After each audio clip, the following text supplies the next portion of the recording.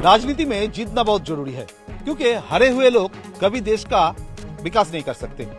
Tashkent files Mithun চক্রবর্তীর এই সংলাপটা আজকের রাজনীতির প্রেক্ষাপটে ভীষণভাবে প্রাসঙ্গিক, কারণ সামনেই লোকসভা নির্বাচন, আর লোকসভা নির্বাচনের আগে আমরা ঘুরে বেড়াচ্ছি এলাকায় এলাকায়, জেলায় জেলায়। আমি পারাদীপ আমার ক্যামেরা নিয়ে পৌঁছে যাচ্ছি জনতার মাঝে, আর এইভাবেই ঘুরতে ঘুরতে আজ আমরা পৌঁছে গেছি উত্তরবঙ্গে আলিপুরদুয়ারে। আলিপুরদুয়ারের মানুষজন, সেখানকার স্থানীয় মানুষ যারা রয়েছেন, যারা ভোটার রয়েছেন, স্থানীয় বাসিন্দা রয়েছেন, তাদের সাথে কথা বলবো। কি কেমন আছেন? ভালো। তো সামনে তো আরেকটা ভোট। হ্যাঁ, ভোট তো এসে গেল, 5 বছর হয়ে গেল। আমাদের সংসদ জন বাল্লা, সে ভোটের আগে দেখেছি, তারপর তো দেখা হয়নি। জাস্ট এই তো সপ্তাহখানিক হলো আমি টিভির পর্দা দেখলাম যে প্রার্থী নিয়ে ওদের মধ্যে কি একটা সমস্যা হয়েছে, সে 5 বছর পার হয়ে যাওয়ার পর। তো ভোট আসছে, ভোট তো আমরা করবো, ভোট দিব। তো ভোট দেওয়ার সময় কি কি মাথায় রাখবেন? দেখুন, আমরা যে জায়গায় বসবাস করি আলিপুরদুয়ারবাসী হিসাবে, এটা আমাদের এসটি লোকসভা কেন্দ্র। আর এই কেন্দ্রে যে একবার এসে দাঁড়ায় আর দ্বিতীয়বার ওকে দেখা যায় না। 5 বছর চলে যাবে, সে আবার 5 বছর পর দেখা যাবে। আমাদের তো আশা প্রত্যাশা অনেক কিছু আছে। আমরা পিছিয়ে পড়া গ্রামে আছি, ভারতবর্ষের লাস্ট প্রান্তে। আমরা সব দিক দিয়ে পিছিয়ে আছি। পাশে আমাদের বক্স অফ ফরেস্ট রয়েছে, পাশে আমাদের ভুটান দেশ রয়েছে, কিন্তু আমাদের এলাকায় প্রচুর পর্যটক আসে ঘুরতে, কিন্তু ঘোরার মতো জায়গা আছে, সেই পরিষেবা নেই। এখানকার স্থানীয় বাসিন্দা, এখানকার যারা ভোটার, তারা যেটা বলছেন সে প্রসঙ্গে তো আসবোই, কিন্তু তার আগে আলিপুরদুয়ার লোকসভা কেন্দ্র সম্পর্কে দুটো তথ্য দিয়ে নেব। 1977 সাল থেকে এই লোকসভা কেন্দ্র শুরু হয়। 1977-এর আগে এই লোকসভা কেন্দ্রের, অর্থাৎ আলিপুরদুয়ার লোকসভা কেন্দ্রের কোনো অস্তিত্ব ছিল না। 1977 থেকে 2009 অবধি এই আলিপুরদুয়ার লোকসভা ছিল বামেদের দখলে। তারপরে এই কেন্দ্র বামেদের হাতছাড়া হয়। 2009 এই লোকসভা কেন্দ্রের চরিত্র বদল হয়। এই লোকসভা কেন্দ্রে ভোটার এবার প্রায় 16,48,000, অর্থাৎ 17 লক্ষের কাছাকাছি ভোটার, এবং এই ভোটারদের 32% এসসি, এবং এই কেন্দ্র আলিপুরদুয়ার লোকসভা কেন্দ্র এসটি রিজার্ভড, অর্থাৎ বোঝাই যাচ্ছে যে এখানে ভোটদাতাদের ভোটে যে ভাগ্য নির্ধারণ হয় সেই ক্ষেত্রে অনেকটা ভূমিকা থাকে এসসি এসটিদের। কি করা হয়?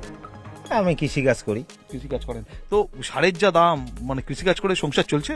কৃষিকাজ করে সংসার চলে না। কৃষিকাজ করে যে সারের দাম, ওই হিসেবে কৃষি করেও লাভ নেই। আর আমাদের এখানে হাতির উপদ্রব না, তো হাতি এসে কৃষি করি, পাশের জমি ফরেস্ট থেকে রাত্রেবেলা হাতি বাইরে হয়, হাতি এসে ফসল খেয়ে নেয়, কৃষি করে লাভবান হইতে পারি না আমরা লজেই। তো বন দপ্তরকে জানান না? বন দপ্তর কোনো? অনেক অবজেকশন করা হয়েছে, বন দপ্তররা কিছুই এর উদ্যোগ নিচ্ছে না। সামনে লোকসভা ভোট, তো এই যে ধরুন সামনে কিছুদিন আগে গ্যাসের দাম কমিয়ে দেওয়া হলো, তো এটা কি কোনোভাবে লোকসভা ভোটে প্রভাব পড়বে? দেখুন, আমাদের পশ্চিমবঙ্গের বা তথা আলিপুরদুয়ারবাসী জানে যে ভোট আসবে, কিছুটা কমিয়ে দিবে, আবার ভোট পালিয়ে যাবে, আবার ডাবল হয়ে যাবে। এটা নতুন না, এটা প্রতি বছরও হয়। এই নিয়ে কোনো এফেক্ট হবে না। এই পেট্রোল ডিজেলের দাম এত বেড়ে গেছে, তো দ্রব্যমূল্য বৃদ্ধি চূড়ান্ত পর্যায়ে, তো সেগুলো কি ফ্যাক্টর হবে? ফ্যাক্টর অবশ্যই পড়বে। কারণটা হচ্ছে যখন ইলেকশন আসে তখন গ্যাসের দাম কমে, পেট্রোলের দাম কমে, ডিজেলের দাম কমে। আবার যখন ইলেকশন বাইরে হয়ে যায় আবার বেড়ে যায়, তাতে আমাদের সাধারণ মানুষের খুব অসুবিধে হয়। ফরেস্ট ডিপার্টমেন্ট থেকে আমাদের গ্যাস দেওয়া হয়েছিল। গ্যাস দেওয়ার পরে এখন দেখি মানুষের ঘরে ঘরে মানে চুলা বন্ধ হয়ে গেছে, গ্যাস ভরতে পারে না মানুষ, গ্যাসের দাম বেশি। এখন ইলেকশন আসছে, এখন 200 টাকা কম করবে, আবার ইলেকশন বাইরে হবে আবার 200 টাকা বাড়ায় দিবে, তাতে জনগণের কী লাভ নেই। আচ্ছা, এই সিএএ, রাম মন্দির, এগুলো হলো, তো এই রাম মন্দির বা সিএএ এগুলো কি কোনোভাবে ভোটে আপনাদের প্রভাবিত করে? দেখুন, আমাদের এখানটা সিএটা কেউ খেয়ে নেবে না, ঠিক আছে? আর রাম মন্দির নিয়ে আমাদের এত মাথা ব্যথা নেই, ঠিক আছে? যে ভোট আসছে, এই ধর্মের নামে সুশ্রুতি দিয়ে ওই বিজেপি গভর্নমেন্ট চাচ্ছে যে ভোট করিয়ে নিয়ে যাব, এটা আমাদের ওয়েস্ট বেঙ্গল এটা চলবে না, এবং আলিপুরদুয়ার এটা বিশ্বাস না, আলিপুরদুয়ারবাসীরা বিশ্বাস করে না। কিন্তু এই মোদি কি গ্যারেন্টি, কোথাও গিয়ে দেশবাসীর জীবনযাত্রার মান অনেক উন্নত হবে, আরো বাড়বে, তো সেগুলো কি ভোটে ফ্যাক্টর হবে না? দেখুন, মোদিজি তো বলেছিলেন যে পার অ্যাকাউন্ট মে 15 লাখ কে ঘুষা দেंगे, আমরা কিন্তু কেউ পাইনি। মোদি ভোট আসবে, একটা করে ললিপপ দিয়ে দিবে, ভোটে জিতে যাবে, মোদির যে সেনাপতি থাকবে সেও আর দেখা মিলবে না। এই তো চলছে। কি ইস্যুতে ভোট দেন? সরকার যেভাবে মানে তেল পেট্রোলের দাম ডিজেলের দাম বাড়িয়ে দিয়েছে, ওইভাবে তো আমাদের সংসার চলছে না। অটো চলে আর সংসার চলেছে না। আচ্ছা, এই যে বলা হচ্ছে আপকি বার 400 পার, তো কি মনে হয় হবে? এটা তো যখনই ভোট আসে তখনই এদের এটা অভ্যাসে পরিণত, আপকে বার 400 পার, কিন্তু মনে হয় যে হবে না, এরকম প্রভাব পড়বে না। তো উত্তরবঙ্গে যে পরিস্থিতি আছে, এবার উত্তরবঙ্গের মানুষ বোঝা মুশকিল কোথায় ভোট দিবে সেটাও বলা যাবে না। কিন্তু যতগুলা আমাদের কেন্দ্র সরকার প্রতিশ্রুতি দিয়েছে একটাও তো পূরণ করতে পারেনি। যেমন 100 দিনের কাজ, আমরা 100 দিনের কাজ করেছি, এখন অবধি কিছু কিছু টাকা কিছু লোক পেয়েছে, কিছু লোক পেয়ে নাই। 100 দিনের টাকাও দিল না এবং মানুষের অভাব অভিযোগটা বেড়ে গেছে। গরিব মানুষ 100 দিনের কাজ করলে 2-1 টাকা পায়, কিন্তু 100 দিনের কাজও বন্ধ হয়ে গেল। তাহলে এইবার তো কেন্দ্র সরকার কি করলো গরিব মানুষের জন্য? কিন্তু এই কেন্দ্র সরকারের কাছে যে 100 দিনের কাজের বকেয়ার টাকা, আপনি যে টাকা বকেয়া রয়েছে বলছেন, সেটা তো রাজ্য সরকার দায়িত্ব নিয়ে মিটিয়ে দেওয়ার একটা প্রতিশ্রুতি দিয়েছে, বা কোনো কোনো ক্ষেত্রে দেওয়াও হচ্ছে। তো সেটা ভোটে প্রভাব পড়বে? সেটা ভোটে প্রভাব তো পড়বেই, অবশ্যই পড়বে। ইয়ে প্রভাব পড়বে? সিএ প্রভাব পড়বে না। সিএর ব্যাপারটা হচ্ছে কি, সাধারণ লোকে হ্যারাসমেন্ট করা। রাম মন্দির হলো, ভোটের আগে রাম মন্দির হলো, এবং রাম মন্দির জুড়ে আমরা দেখলাম পুরো দেশ জুড়ে হয়ে, আমি আলিপুরদুয়ারও অনেক জায়গায় দেখলাম যে রামের পতাকা উঠছে। তো ভোটে রাম মন্দিরের প্রভাব পড়বে? অত একটা পড়বে না আমাদের এদিকে। চাকরি বাকরি তো নেই, না। ভোটে প্রভাব পড়বে না? ওইটা তো অবশ্যই প্রভাব পড়বে। তো কি চাও? আমরা চাই সরকারটা চেঞ্জ হোক, নতুন সরকার আসুক।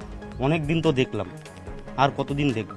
এই ভোট আসবে, এমপি আসবে, সবাই আসবে। আমাদের এখানে যে এমএলএ, জিতা এমএলএ, ভোটের সময় দেখলাম, এরপরে আর কোনোদিনও দেখতে পাইনি। তো আমরা যাকে ভোট দিয়ে জয়যুক্ত করলাম তাকেই যদি দেখতে না পাই, সেটা আমাদের বিজেপি হোক আর যেই হোক, ঠিক আছে, আমরা কাউকে কোনোদিন দেখতে পাইনি। ভোটার সময় আইসে সবাইকে ভোট দাও, হ্যান করো, মিটিংয়ে যাও, সব জায়গায় নিয়ে যাবে। তখন অনেক কিছু বলবে, ভালো বেশে অনেক কিছু বলবে, কিন্তু ভোট পাড়িয়ে গেলে কাউকেই দেখা যায় না।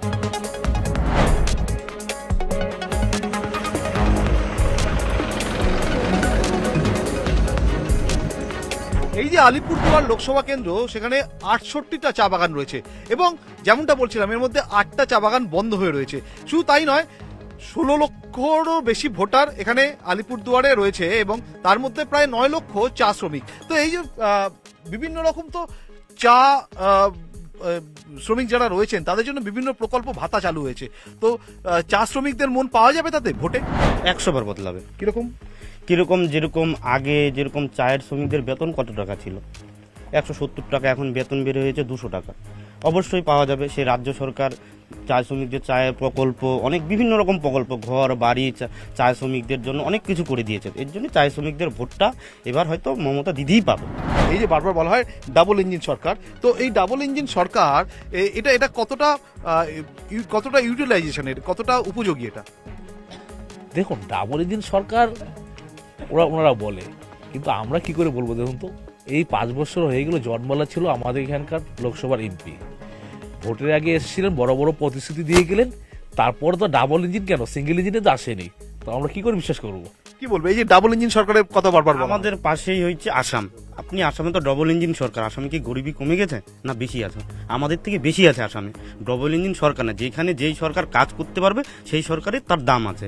ডবল ইঞ্জিন সরকার কখনো বিশ্বাসী না আমরা। কিন্তু এই তোমার কর্মসংস্থানের কথা বলছো, কর্মসংস্থান বা এই দুর্নীতি, প্রচুর তো দুর্নীতি রাজ্য সরকারের ক্ষেত্রে আমরা দেখি, নিয়োগ দুর্নীতি রয়েছে, কর্মসংস্থানের অভাব রয়েছে, তো সেগুলো প্রভাব ফেলে না? না না না, হাতের আঙ্গুল তো 5টা সমান হয় না, তো সবাই তো সমান মাপের লোক না। যে দুর্নীতি করতেছে, আজকে জেল হচ্ছে, ইডি হেফাজতে হচ্ছে, তা নিয়ে আমরা সাপোর্ট করি না, তা নিয়ে ভোটেরও কোনো প্রভাব পড়বে না। নেতা নয় জনতায় আজ আমরা এসে গেছিলাম আলিপুরদুয়ার লোকসভায়, এবং আলিপুরদুয়ার লোকসভায় আমরা কথা বলছিলাম বাংলার লিটল অ্যামাজন অর্থাৎ সিকিয়া ঝোড়ায় নৌকার ওপর ভাসতে ভাসতে এখানকার বাসিন্দা যারা রয়েছেন, এখানকার ভোটার যারা রয়েছেন, তাদের মনের কথা শুনছিলাম। আলিপুরদুয়ার লোকসভায় ভোটারের সংখ্যা প্রায় 17 লক্ষ ছুঁই। এর মধ্যে অধিকাংশ চা শ্রমিক, অর্থাৎ বোঝাই যাচ্ছে চা শ্রমিকরা যেদিকে, আলিপুরদুয়ার সেই দিকে।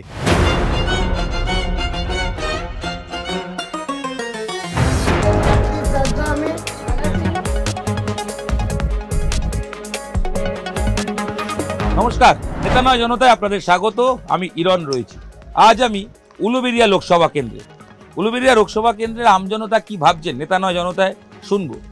নদীপথে কিছুটা ঘুরবো, রাস্তায় হাঁটবো, অলিতে গলিতে পৌঁছে যাব, এখানকার স্থানীয় বাসিন্দার কাছ থেকে জানতে চাইবো তাদের হিসেবের খাতা কি বলছে। 5 বছর আগের হিসেবে যা যা পাওয়ার কথা ছিল, যা প্রতিশ্রুতি ছিল, তা পালন হয়েছে নাকি বাকি আছে।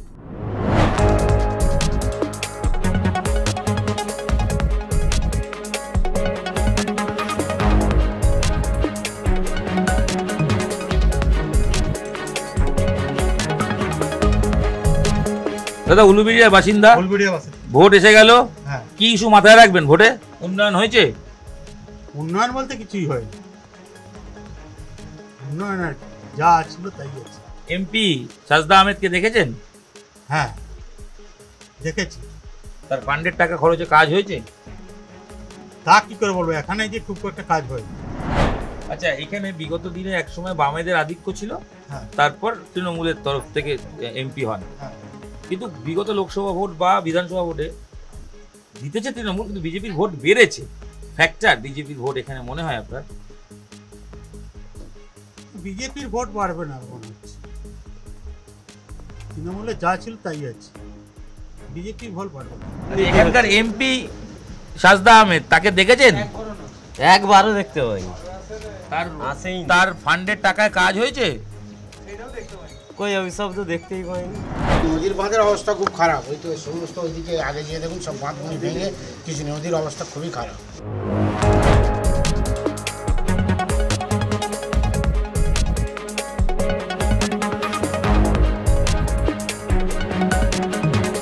ভোট এসে গেল, ভাঙন ইস্যু লোকসভায় আপনাদের উলুবেড়িয়ায় প্রভাব আছে, বা এই ইস্যুটা অন্যতম কি মনে হচ্ছে?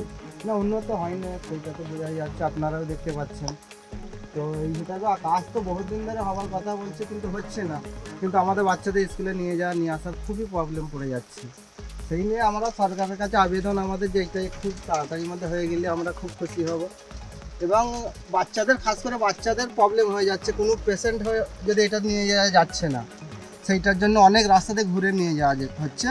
সেইটার জন্য আমাদের রিকোয়েস্ট হচ্ছে সরকারের কাছে যে এইটা আমার তাড়াতাড়ি কাজ হয়ে গেলে আমরা খুব খুশি হব।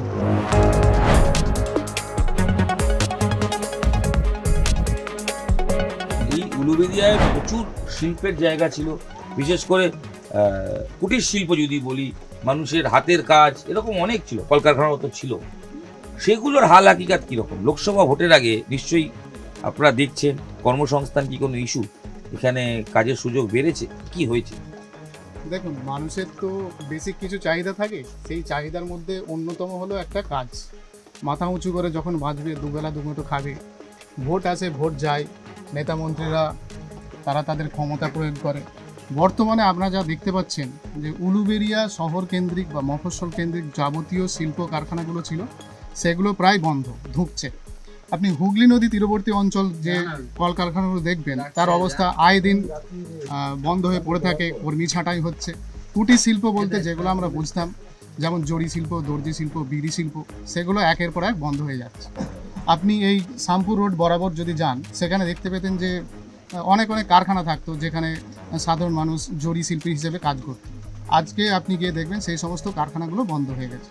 সেই সমস্ত মানুষগুলো বিকল্প কাজ হিসেবে কেউ টোটো চালাচ্ছে, কেউ চা দোকান করে বসে আছে, হ্যাঁ, এইরকমভাবে স্বাবলম্বী হওয়ার চেষ্টা করছে। কিন্তু ভোটে যখনই ভোট আসে, তখনই আমাদের যে বর্তমান এমপি রয়েছেন, তিনি এখন পরিযায়ী পাখির মতো উড়ে এসে আবার আমাদের কাছে দেখাচ্ছেন যে আমাকে আবার ভোট দাও, আমি তোমাদের এই করবো, এই করবো, এই করবো।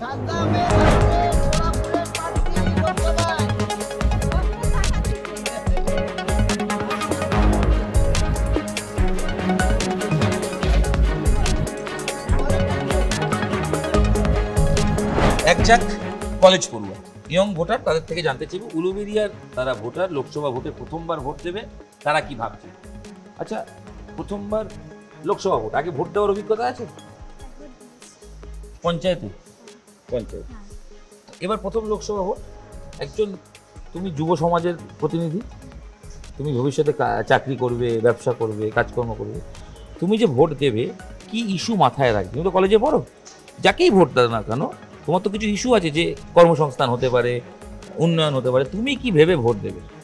আমি তো ভোট দেবো যারা মানে আমাদের সমাজে উন্নয়নে বেশি কাজ করবে, সহায়তা করবে, তাদেরকেই ভোট দেবো। এখানে ইন্ডাস্ট্রি মানে শিল্প এগুলো হলে কি সুবিধা হবে বা কি চাও?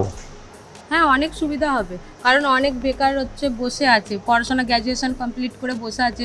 যদি ছোটোখাটো কাজ পাওয়া যায়, ঘরে তো তার বসা যাবে না, এত খরচা করে পড়াশোনা করা হচ্ছে, মানে কিছু তো করতে হবে। মানে শিল্প শিল্প তুমি শিল্প চাও। এই যে বিভিন্ন প্রকল্প আছে পশ্চিমবঙ্গ সরকারের, যুবশ্রী, কন্যাশ্রী, এগুলো কি তোমরা পাও? হ্যাঁ, কন্যাশ্রী পেয়েছি, স্কলারশিপ সবই পাই। যখন ভোট দেবে এই উন্নয়নের যে কাজগুলো বা এই যে প্রকল্প পাওয়া, এগুলো কি তোমার মাথায় থাকবে বা ভাববে?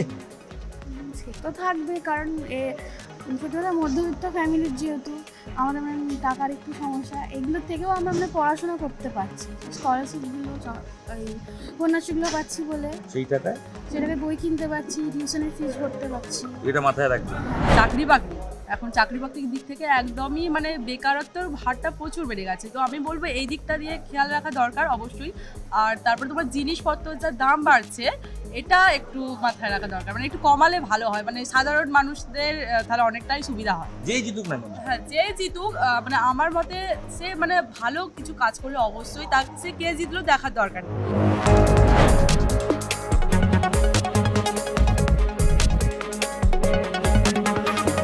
70 দশক থেকে 2009 উলুবেড়িয়া লোকসভা কেন্দ্রে বামেদেরই আধিপত্য ছিল এবং তাদের এমপি দিল্লির সংসদে গিয়েছিলেন। 7 বারের এমপি এখান থেকে হান্নান মোল্লা। পরবর্তী সময় তৃণমূলের এমপি হিসেবে এখান থেকে জয়ী হন সুলতান আহমেদ। তার মৃত্যুতে তার স্ত্রী সাজদা, তিনি এবারও প্রার্থী।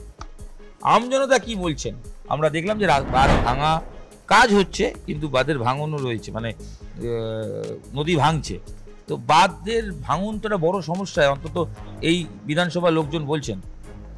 দেখুন, কাজ হচ্ছে, আর দেখো নদীর ব্যাপার, জলের ব্যাপার, সেটা তো কারো হাতে নেই, সেটা তো কারো হাতে তো নেই আমাদের, যেটা প্রকৃতির নিয়মে ভাঙা হচ্ছে। যখনই ভাঙা হচ্ছে, কাজ হচ্ছে, তার আগে আরও বড় পরিকল্পনা আশা করি নেবেন এবারে জেতার পরে। মোদি গ্যারান্টির কথা বলা হয়েছে, মোদি বলেছেন যা গ্যারান্টি দিয়েছেন রাখবেন, যে গ্যারান্টি অনেকটা কাজ তিনি করেওছেন। দেখো, মোদিবাবু তো অনেক কিছুই বলেছেন, আগের গ্যারান্টি তো কই আমরা দেখতে পাইনি, কিছু পাই। আগের গ্যারান্টি কি রেপোয়ার করে টাকা ঢুকবে অ্যাকাউন্টে, অনেক কিছু বলছে, কিছু লাভ নেই। আচ্ছা দিন কোনো কিছুই আসে। মোদির প্রকল্পে কি যা দিচ্ছে আমাদের মুখ্যমন্ত্রী তিনিই দিচ্ছে। দাদা, কর্মসংস্থান হয়েছে? কর্মসংস্থান হয়েছে, তার মানুষের চাকরির ক্ষেত্রে সুবিধা হচ্ছে, আরো যদি 2-4টা বেশি আরো বেশি হলে আরো ভালো হবে। কি কি উন্নয়ন উলুবেড়িয়া হয়েছে বা আপনার এই বিধানসভায় হয়েছে বলুন তো? উলুবেড়িয়া আগে কি ছিল বলুন, এখন অনেক কিছুই হয়েছে। কি নেই, সামনে রাস্তাঘাট আপনি দেখুন, প্রত্যেকটা হচ্ছে। আজকে রাত্রি 10টার পর আপনি হেঁটে যেতে পারেন। রাত্রি 10টা কেন, ভুল বললাম, আপনার 12টা 1টা, মেয়েরা বাইরে বেরোতে পারে, কোনো অসুবিধা নেই।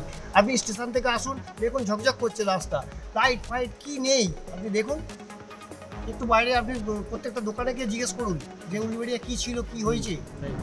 বিজেপির ভোট এখানে তো বাড়ছে দেখা যাচ্ছে, লাস্ট লোকসভায় 2য় স্থানে এসছে, বিধানসভায় তো ভোট বাড়িয়েছে। দেখুন, বিজেপির ভোটটা বাড়ার একটাই কারণ হচ্ছে বামফ্রন্ট, যারা বামফ্রন্ট করে, সিপিএম করে, তাদের ভোটটা বিজেপিতে সুইং করছে। কংগ্রেসের ভোটটাও সেরকম নেই, সেই ভোটগুলোও বিজেপিতে সুইং করছে। আমজনতার কথা স্পষ্ট, কেউ বলছেন হ্যাঁ উন্নয়ন হয়েছে, কেউ বলছেন না উন্নয়ন দেখিনি, দুর্নীতির অভিযোগ আছে তাদের। আবার অনেকে বলছেন যে সব সমস্যা ছাপিয়ে নদী ভাঙনের সমস্যাই তো আসল সমস্যা। উলুবেড়িয়া কেন্দ্রে কি হবে সময় তার উত্তর দেবে।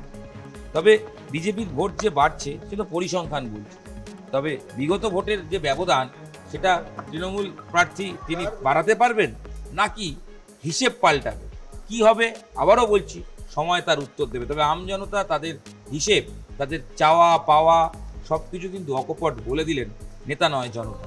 কারণ জনতাই জনার্দন, তারাই ঠিক করেন নেতাদের ভবিষ্যৎ। ভোটযুদ্ধ শুরু, জনতাই গুরু। জনতা বলছেন আর নেতারা নেতা নয় জনতায় কান খুলে শুনছেন।